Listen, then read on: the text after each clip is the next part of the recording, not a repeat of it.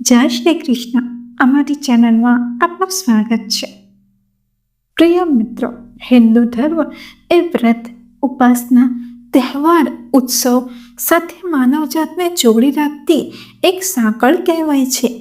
આસ્થા, શ્રદ્ધા સાથે જોડાયેલા આપણા હિન્દુ ધર્મમાં તહેવારોનું વિશેષ મહત્વ હોય છે. હિન્દુ ધર્મના કોઈ પણ તહેવાર માનવજાતના કલ્યાણ અને પ્રગતિ તરફ લઈ જાય છે. દિવાસો એટલે કે અષાઢની અમાસ આ દિવસ આવનારા ઉત્સવોનો અને ખુશનુમા માહોલનો છડીદાર કહેવાય છે.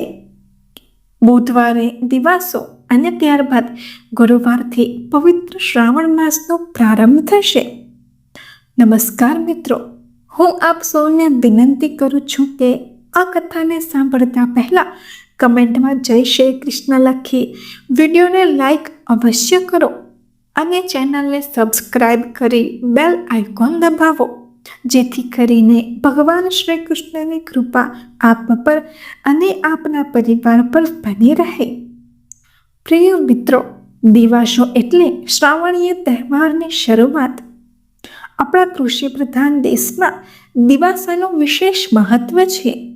વરસાદ થવાથી ખેતરોમાં લીલોતરી લહેરાઈ ઉઠે છે અને ધરતી માતાએ સર્વત્ર હરિયાળીનો શૃંગાર સજ્યો હોય છે. ખેતરોમાં ઊભા પાક લહેરાતો જોઈ આર્થિક સંપન્નતાની આશા સેવતા ખેડૂતો અને અન્ય પ્રજા પણ ઉત્સાહમાં હોય છે. તેથી દિવાસાને દિવસે વિશેષ ઉજવણી થતી હોય છે. એ બાબત અલગ છે કે ઘણીવાર વરસાદ ન થતાં દિવાસાનું પર્વ ફિક્કું બની જાય છે. તેમ છતાં ખેડૂતો ગાય, બળદ જેવા પશુઓનું પૂજન દિવાસાને દિવસે કરે છે જ. આ દિવસે ખેડૂતો પોતાના હળની પૂજા કરે છે અને ખેડૂત સ્ત્રીઓએ પહેલેથી જે જવારા વાવ્યા હોય છે તેનું પૂજન કરે છે. સાથે સાથે ઘરમાં મિષ્ટાન બનાવવામાં આવે છે. આ મિષ્ટાન દરેક જગ્યાએ અલગ અલગ હોય છે. ક્યાંક ખાસ ખીર બનાવવામાં આવે છે તો ક્યાંક માલપુઆ બનાવવામાં આવે છે. ખાસ કરીને દક્ષિણ ગુજરાતમાં માલપુઆ બનાવવાની પ્રથા છે. મિત્રો, દિવાસાને દિવસે પિતૃપૂજન કરાય છે. 100 દિવસના સમયગાળાને આવરી લઈ આજથી દેવ દિવાળી સુધી અનેક તહેવારો આવે છે.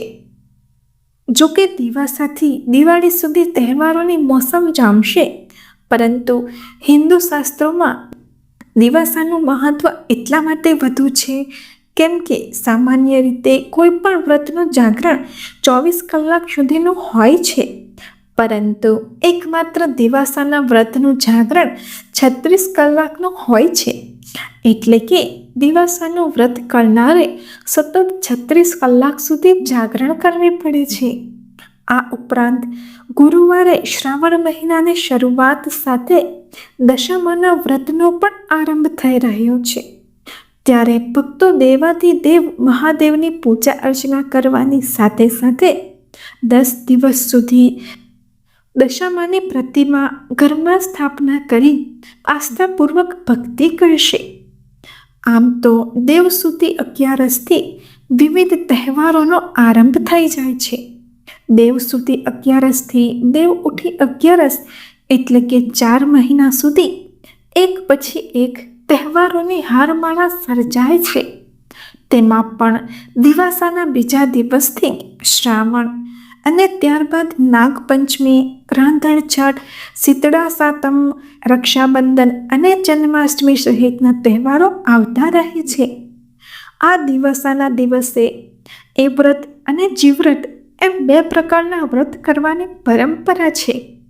દિવાસાનું જાગરણ અષાઢ મહિનાના અંતિમ દિવસે એટલે કે અમાસના દિવસે કરવામાં આવે છે, જેમાં જયા પાર્વતીના વ્રત મુજબ જ જવારાની વાવણી કરાય છે. તેમજ કુંવારી તથા નવપરિણીતા એ વ્રતનું વ્રત કરે છે, જ્યારે મોટી ઉંમરની મહિલાઓ જીવ્રતનું વ્રત કરે છે. આમ તો આ બંને વ્રત પરિવારના સારા સ્વાસ્થ્ય અને સમૃદ્ધિ માટે કરાય છે. પરંતુ કુંવારિકાઓ સારા પતિની કામના અને નવપરિણીતાઓ પતિના લાંબા આયુષ્ય માટે એ વ્રતનું વ્રત કરે છે. તો મહિલાઓ સંતાન અને પતિના સારા સ્વાસ્થ્ય માટે જીવતરનું વ્રત કરે છે. આ એક જ વ્રત એવું છે કે જેમાં વ્રત કરનારે સતત 36 કલાક સુધી જાગરણ કરવું પડે છે. આ સમય દરમિયાન અખંડ દીવો ચાલુ રાખવાનો હોય છે. દિવાસાને દીપ પૂજા અને હરિયાળી અમાસ તરીકે પણ ઉજવવામાં આવે છે. મિત્રો, દિવાસાના દિવસે એક વ્રતની પૂર્ણાહુતિ થતાં બીજા વ્રતની શરૂઆત થાય છે. દિવાસાના બીજા દિવસે એટલે કે શ્રાવણના પહેલા દિવસથી દશામાના વ્રતની શરૂઆત થાય છે. સ્ત્રીઓ દશામાનો શણગાર, સાંઠળી વગેરે લાવીને 10 દિવસ માતાજીની વિધિપૂર્વક પૂજા અર્ચના કરે છે. આ વ્રત 10 દિવસનું હોય છે. 10 દિવસ પૂરા થાય એટલે શ્રાવણ સુધી દસમના દિવસે આ વ્રતનો ઉજવણી થાય છે. શાસ્ત્ર પુરાણોએ જેના ગુણગાન ગાયા છે એવું આ અતિ ફળદાયી વ્રત છે. આ વ્રત કરનારાના ત્રિવિધ પાપ દશામાં ટાળે છે. રિદ્ધિ સિદ્ધિ દેનાર, સુખ સમૃદ્ધિ વધારનાર આ વ્રત કરનાર ભાવિજનોનો સંકટ કાળે દશામાં સદાય હાથ પકડી રાખે છે અને દશામાં જેનો હાથ પકડે છે એના પર 33 કરોડ દેવતાની કૃપા ઉતરે છે. દશામાની દયા થાય તો ગ્રહોનું નડતર દૂર થાય છે. મંગળ અને રાહુ જેવા અશુભ ગ્રહોની મહાદશામાંથી માં દશામાં ઉગારી લે છે. દશામાનો વ્રત પૂરો થતાં જ મહિલાઓ મોટી સંખ્યામાં મોડી રાત્રે શુભ મુહૂર્ત પ્રમાણે પોતાના માથા પર દશામાને બેસાડીને તળાવમાં પધરાવવા જાય છે.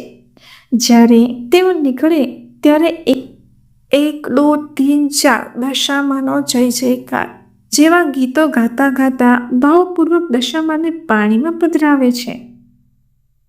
આ પ્રમાણે તહેવારોની ઉજવણી થાય છે. પ્રિય મિત્રો, આશા કરું છું કે આપને અમારો આ વિડીયો પસંદ આવ્યો હોય. અને મિત્રો, આવનારા પવિત્ર શ્રાવણ માસની આપ સૌને શુભેચ્છા. મિત્રો, આ જાણકારી તમારા ગ્રુપ તેમજ સગા સંબંધીને અવશ્ય મોકલો, જેથી કરીને સૌ કોઈ આ જાણકારીથી પરિચિત થાય અને ભગવાન શ્રી કૃષ્ણની કૃપા આપ પર બની રહે. અને અંતમાં વિડીયોને લાઈક, શેર અને સબસ્ક્રાઈબ કરવાનું ભૂલશો નહીં. જય શ્રી કૃષ્ણ. ધન્યવાદ.